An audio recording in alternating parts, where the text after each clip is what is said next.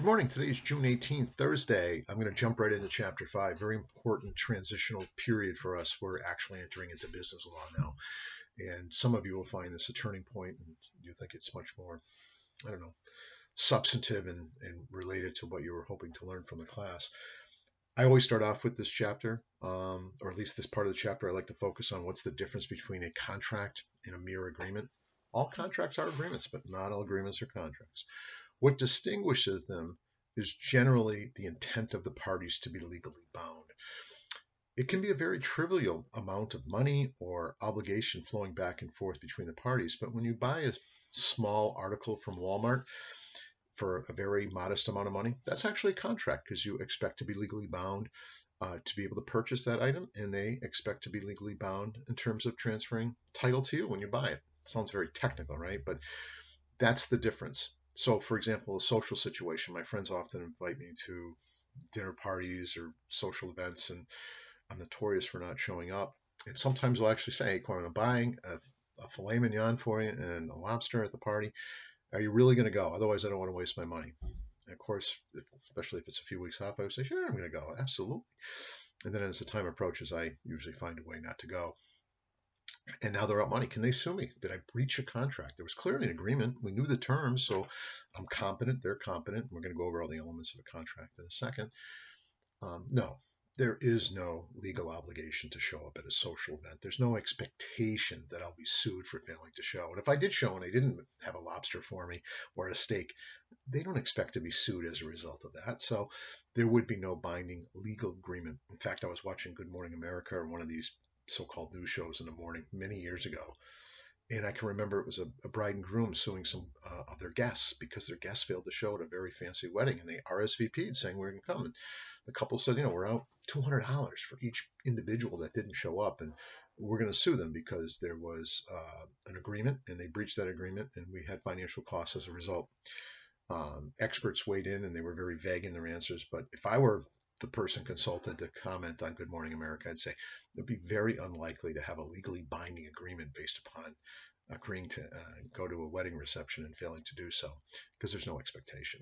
Now, is there a debate about when we do get into an expectation or not? Of course, that's why there are lawsuits sometimes, because it isn't a very fine mathematical formula for when in fact you have a legal expectation and when you don't. But generally what distinguishes them, being in a position to have a belief reasonably that you're in a binding contract as opposed to a mere social agreement. The book does a very nice job of outlining the major elements of every contract, and the problem is when you read them, you'll say, well, that's great, but what do these actually mean? Good news is chapter 6, 7, 8, and 9. They're going to expand upon these concepts so we understand the actual nuts and bolts of the elements of each element. But the first element, which is kind of the heart and soul of contract law, is the mutual agreement. What are the parties agreeing to? Is there clarity? Is there enough understanding of what party A has to do and what party B has to do? And if there is, they've met that first element. We have a mutual meeting of the minds.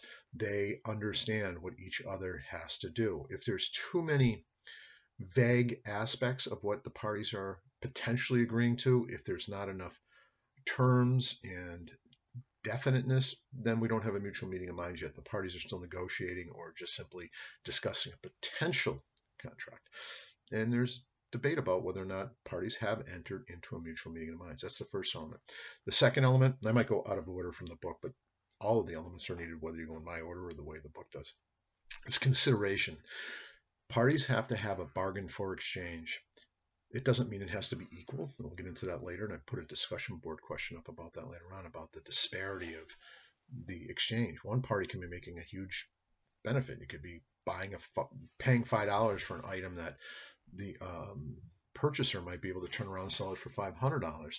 We usually don't look at the value disparity as having any detriment to the enforceability of the contract. But something has to be exchanged. You're going to mow my lawn for $100? Well, there's the exchange. You're performing a service. I'm giving money. It doesn't always have to be a traditional monetary exchange for a product or a service. It can be legal change of position. You rear end my car. I've got a little damage on it, but it's kind of an old beater.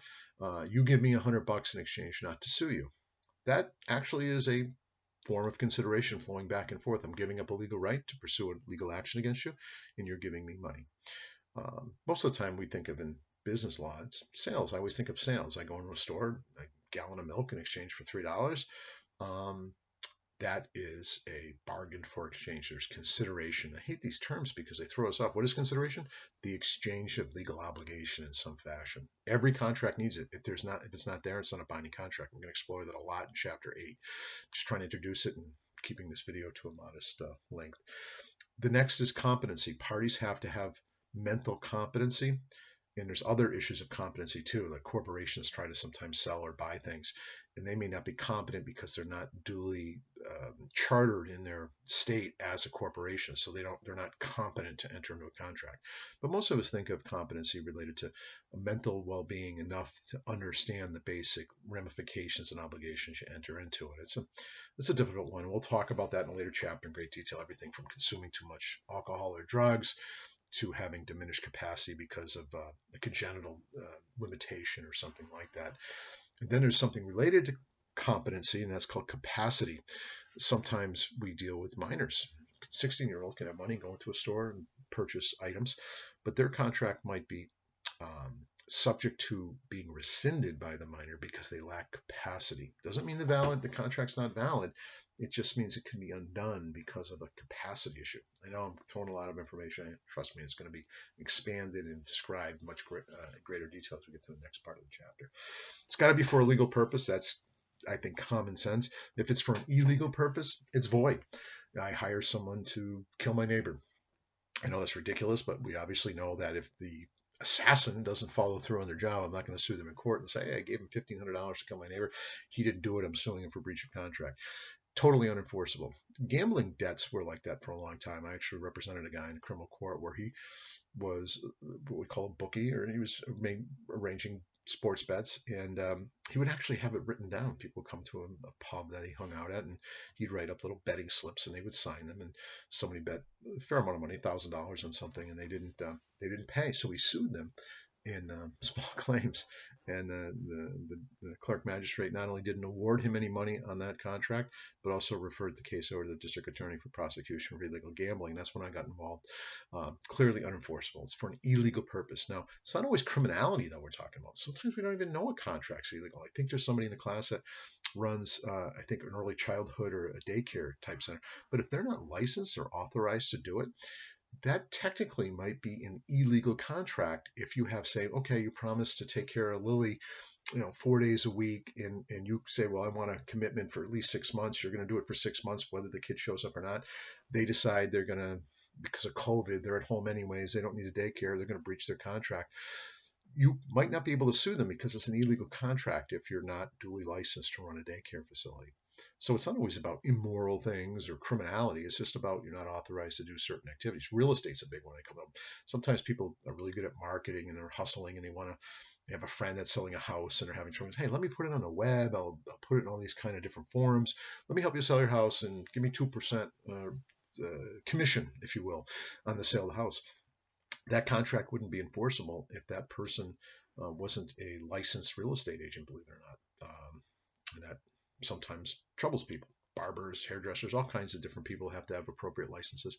They're not doing anything immoral. They might be doing a good job, quite frankly, but that doesn't matter. They're illegal contracts, and it doesn't come up that much, but you need to know it has to be for a legal purpose. The one that's next is kind of surprising. It has to maybe be in a certain form. That's kind of an exception. The general rule is most contracts can be oral, they can be spoken. Some can even be implied, and I'll get to that in a later chapter. But there are times where contracts do have to be in writing because societies recognize that certain contracts are of such an importance or so ripe and attractive for fraud. That's why they call it the statute of frauds. We've made certain contracts must be in writing to be enforceable. Doesn't mean the parties can't go forward with them. It just means if one party or both parties want to walk away from it, they know they can't be sued because they failed to put in a written form. But again, most contracts don't have to be in writing. So the good news is, as a sort of a template that you always carry in your mind, or maybe if you really get into this later on, in sort of a cheat sheet, those are the 5 elements that every legally binding contract has to meet. Otherwise, it's not enforceable. So we already did contracts. contrasted with agreements. Classification of contracts. This I do want you to start thinking about and getting to know. I might even ask an essay question on this. You should come to know what these different terms are. What is a contract? We already did that one. But you should know what a void agreement is versus a voidable agreement. But unfortunately, we haven't gone over voidable agreements, so you're not going to be able to identify them yet. All I want you to know is the definition at this point. A void agreement is it's probably illegal. It can't be made good. There's some impediment to enforceability that will never be resolved to make the contract valid. It's void. It's a nullity. It doesn't have any legal ramifications. A voidable contract, and here's what troubles some people, but you'll get understanding as we go through later chapters, I promise you. A voidable contract is a valid contract today, but one party or both parties may have the right to rescind and walk away from the obligation, like a minor, someone under the age of 18, or somebody may have a legal right to do so because of some material flaw in the nature of the goods, because there's some breach of warranty in some way, and I bought the product. I might still go forward with it. So, I'm still going to keep it. It still does some things I want it to do, and I'm content enough not to be able to feel I have to rescind the contract, meaning it's voidable because of a warranty flaw. We'll get to that in much later chapter 19. So valid, it's fully enforceable. It's a valid contract against both parties. That's the very definition. Both parties can have the contract enforced against them.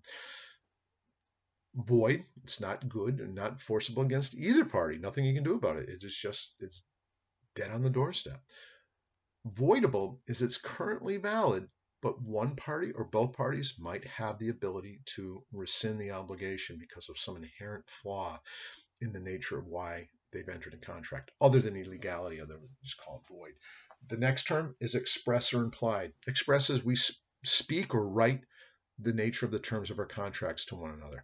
Most contracts are express. We either orally state them or we write them down and we know what each party is obligated to. When you put things in writing, you tend to be a little bit more detailed. It's just the nature of what we do. So if it's an important contract, you might want to reduce it to writing. And sometimes you're legally obligated to do it. We'll get into that in chapter 11. But we also have implied contracts. This kind of surprises a lot of people, and I'll get into that in that later chapter as well. But sometimes through patterns of behavior or indicators that lead a reasonable, prudent person to believe the other party wants to be obligated into some kind of agreement, the court will enforce it. And there's actually a fair amount of implied contracts. I always give the example when I used to drive up to the Mount back in the early days when I taught there. I had a very rigid schedule, and I stopped in Rutland, Mass, up from Sturbridge where I lived, and I'd stop in the Dunkin' Donuts every day at the same time. It was like 8:15, and I'd always order a medium black coffee every single time. Well, after a while, I would just come in, and the barista, whatever you want to call the person working in the Dunkin' Donuts, would just kind of give me a look, and I'd nod. After a while, we didn't have to do that. I would just literally, they'd see me, and I'd come in and I'd drop my money, and I'd grab my coffee. Well, what if all of a sudden I decide to give up coffee, and I walk in anyways because I'm picking up a newspaper or some other thing, but I still walk in at the same time after a long pattern of behavior like that. They pour the cup of coffee. All of a sudden, I'm walking out the door, and the Dunkin' Donuts employee goes, "Hey, your coffee's over here." It's how I quit drinking coffee. Could they, in theory, sue me because we had an implied agreement that they would give me a medium black coffee on weekdays at 8:15? There's a pretty good argument there was an implied contract. Implied contracts often are subject to lawsuits because, well, they're not overtly expressed. That's the difference. The next element I want to get you real quick is formal versus simple. We're only dealing with simple contracts in this class. That doesn't mean they're not complex. It doesn't mean they're not necessarily for billions of dollars. All it means is certain contracts in law have been determined to be formal and therefore require very technical rules. Things like drafts of checks from banks, those are considered formal contracts. Certain kinds of recognizance from courts, agreements from a court that you're going to abide by certain terms, those are called recognizance. Certain things like bonds and collateral notes, very technical area of commercial paper. We're not going to visit that in this class at all, and we don't really need to use those terms too much. Every contract we're going to deal with, and probably every contract in life you're going to deal with, is going to be essentially a simple contract. Doesn't mean it's not complex or important or very significant. The next one, which is important, is executory versus executed. And why we use these fancy terms are beyond me. But executed means it's done. right? I gave you the $3. You gave me the gallon of milk. I left. It's executed. It's finished. Everybody's done their performance on their end. A lot of contracts have an executory stage, and all that means is unfinished by one party or both. So if I hire a arborist, a tree person to come to my property and get a bunch of dead trees, and I say to him or her, I said, hey, I want to drop these 10 old trees over here. We mark them with an X. And the arborist says, okay, $2,000. I need 200 up front to show your commitment, and you pay me the balance when I complete it.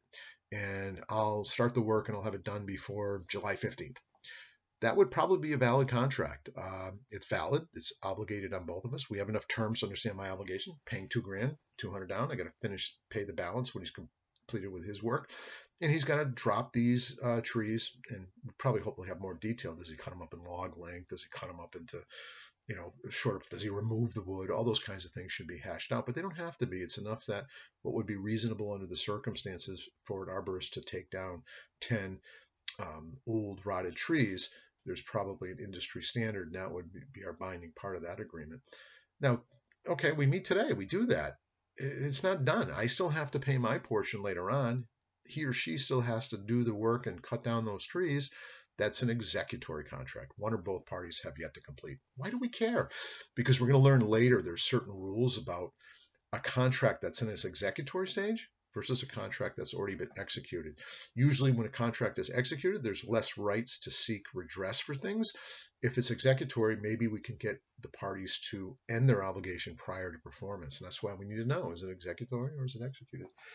The next one is kind of a fun little topic, unilateral versus bilateral. And again, fancy terms throwing us off, scaring us. Don't be. Most contracts are bilateral. I promise to do something, you promise to do something. In exchange of promises or exchange of obligations. That's bilateral. Unilateral is more narrow and it doesn't come up as often. I always think of the reward situation. Lost a dog, $200 reward.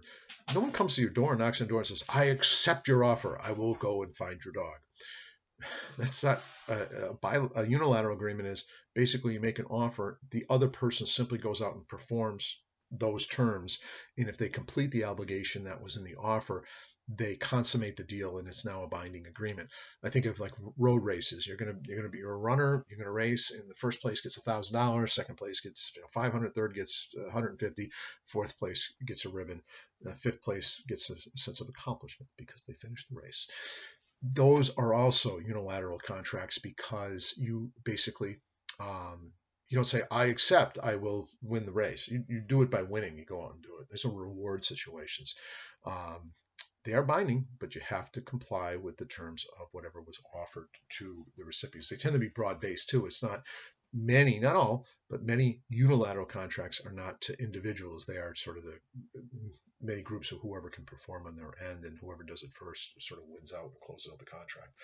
And the book explains these concepts pretty well going forward. Negotiable instruments, yeah, those are the formal contracts. Written contract, again, in chapter 11, you're going to learn most contracts don't have to be in writing. They can be oral. And of course, the danger of that is we forgot what we said if it's going to be months later. And sometimes we forget to put details in, or the other party says, I don't recall ever agreeing with you with these things. So the enforceability in court can be very difficult. How do you prove it?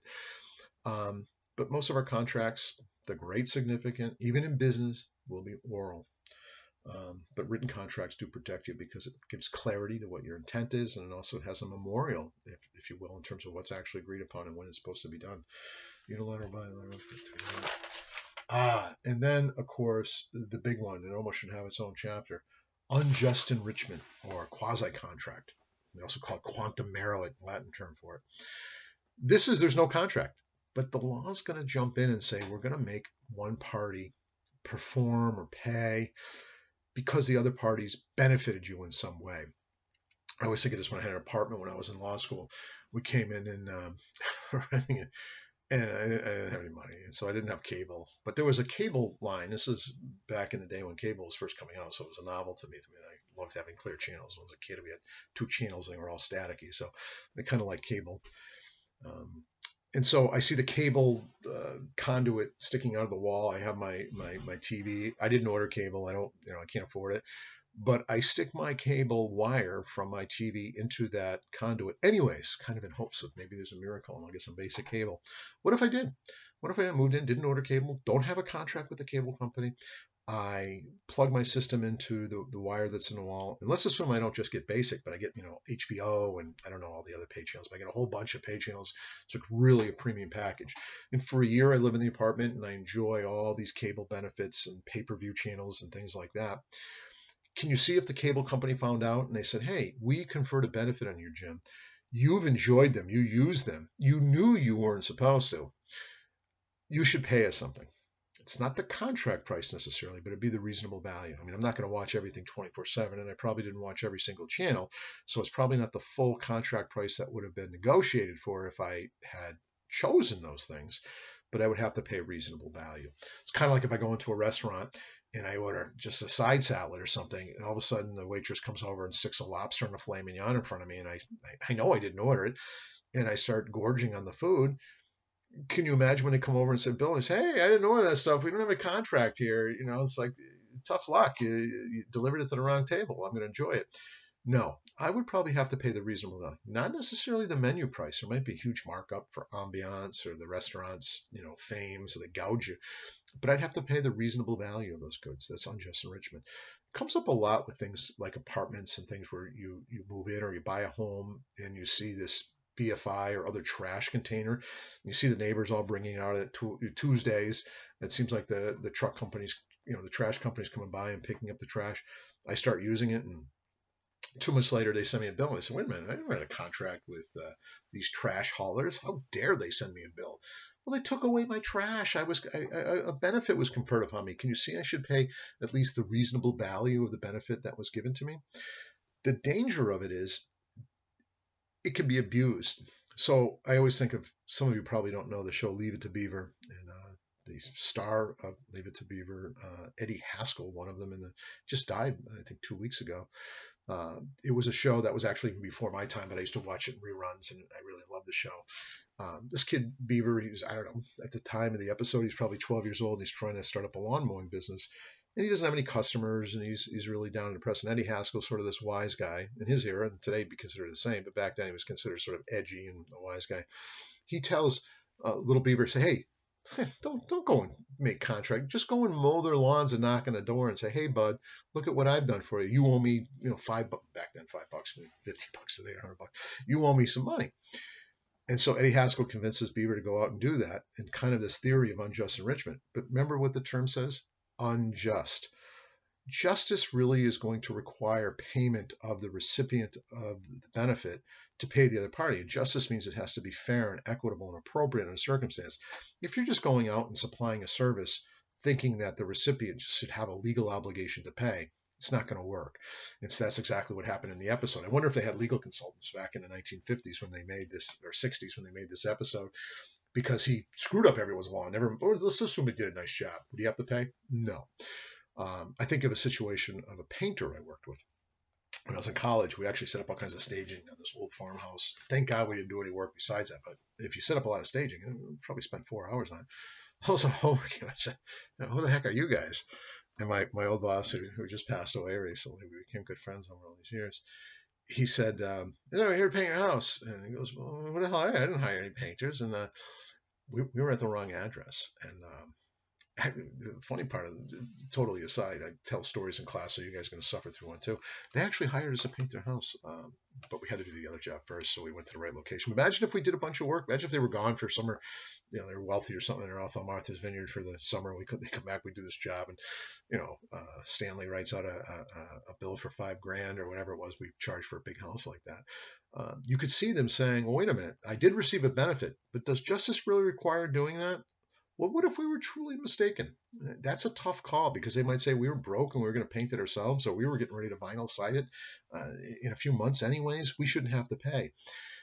It's usually in a situation where the recipient of the benefit knew, or probably should have known, they were receiving the benefit and didn't object and didn't enjoy the benefit. So it's kind of like a thing, if I see a kid mowing my lawn outside, I don't go out and confront them and say, hey, I mow my lawn myself, what are you doing? Or they're painting my house, or they're setting up staging, and I see it, and I don't stop them from conferring the benefit on me. This is a tough area. And why I spent so much time on it and took this video twice as long as it should be is when we can't prove the elements of a contract, sometimes we try to argue unjust enrichment. It's sort of a wild card. It's not a contract. It's sort of an exception to the contract, which might oblige the other party to pay the benefit for. And this comes up sometimes with some attorneys who are good at being attorneys, but they're not very good business people, where they kind of talk to a person and they want certain things done for them, and then the attorney goes and does a bunch of legal work for the other party, and they say, hey, I was just in there for a consultation. Why'd you do all this stuff for me? I'm not paying for this stuff. And sometimes the attorney will try to seek an argument or try to push forward an argument that they should be compensated based upon the concept of unjust enrichment because they can't establish a contract. Very unlikely to succeed because attorneys should know better and they should have had some kind of clarity in what was expected of both parties. Chapter, I think, is kind of vague in some ways. I mean, you might read it and say, "Oh my God, it's interesting," but I don't know what any of these things mean. I don't know what voidable means. I don't know what express means versus executed. I don't know what competency means. Well, you're not supposed to. You just need to know that those are going to be delved into as we move forward. And hopefully it'll make sense, especially chapter 6, heart and soul of contract law. And that's next. I'm not going to do it right now, but we're going to get to offer and acceptance because there's some really interesting rules there. And I think most students start getting, well, if you like business, it'll be fascinating. If you don't like it, at least be a little bit more interesting than the first 4 chapters. Hopefully you'll have a good day, and we'll be talking probably tomorrow in chapter 6. I hope to get it up. Thanks.